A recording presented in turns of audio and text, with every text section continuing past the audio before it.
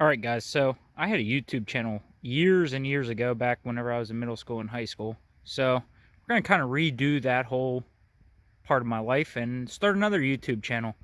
Except now I'm 26 and a heavy diesel mechanic tech. So we're going to do a channel here that just goes over all small engines, tractors, farm tractors, equipment, no, pretty much anything, cars, trucks, whatever. So here's going to be the first project of the channel. I just picked up this free Husqvarna YTH24V48. Apparently, whoever had it, they ran it out of oil. The oil filter fell off, and yeah, pretty much the engine blew up, and then it sat for a bunch of years. So this is as I got it, right around in the old beat to hell truck, but it actually gets the job done. And for a $300 rig, I cannot complain because it's made me a ton of money.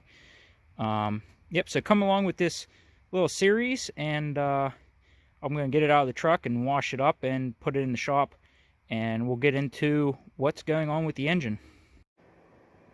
Alright, so we're back at it with this free Husqvarna YTH24V48. Got it all cleaned up somewhat. So we're going to go see what's wrong with this engine. Apparently the oil filter fell off of it, and that is what caused it to destroy itself. So someone was already in this a little bit. We got a bag of some parts and pieces and whatnot.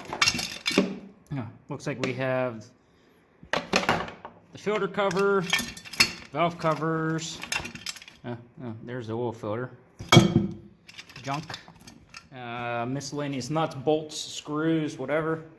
I guess the kid that had this started taking it apart and then kind of just threw it in the corner and said, "Up, screw it." So let's take a look.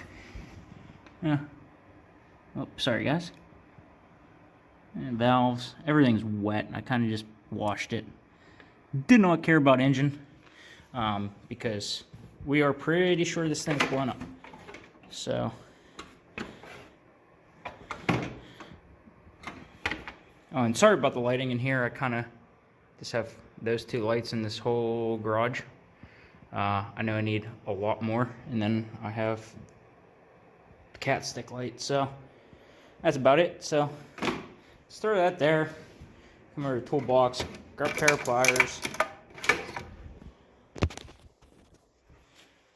Oh, yeah, you guys cannot see.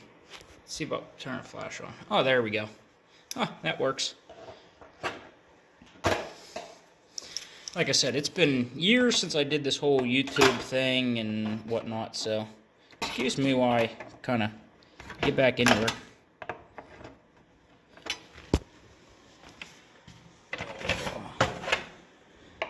And this one too.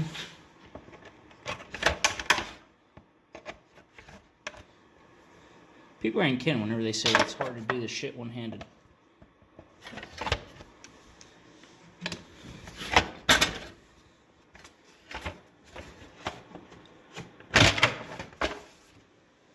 Okay, so now that's out of the way, I'm gonna have a look of. There's the block. Back of the block. I don't see any rods shoved out over yet.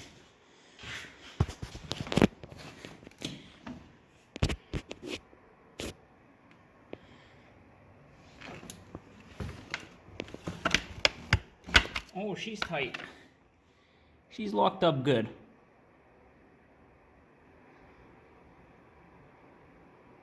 So let me go pull the hood off this thing and get you guys set up, and we'll start pulling. I guess we'll pull heads off of it and see what's actually all wrong with it. I haven't even hooked up the battery, so I have no clue how many hours are on this thing or anything, so I don't know. Let's get at it. So here we have the cylinder heads off the engine. Sorry I didn't get to film anything of it, but here's the one off the left bank, here's the one off the right bank. Both look good. I did take them off of the exhaust manifolds on.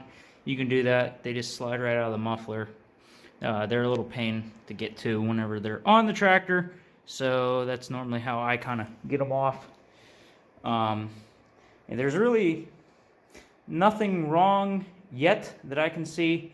Once I got the cylinder heads off, it did actually start spinning over, and it wasn't locked up. So yeah, bores look decent. There's water everywhere, because whenever I power washed it, I kind of did not care because the engine was stuck at the time. There's some scuffing and whatnot. This cylinder, whenever it gets up top, it is tight. Couldn't feel any ridge or anything. But let me put the phone down and spin it over.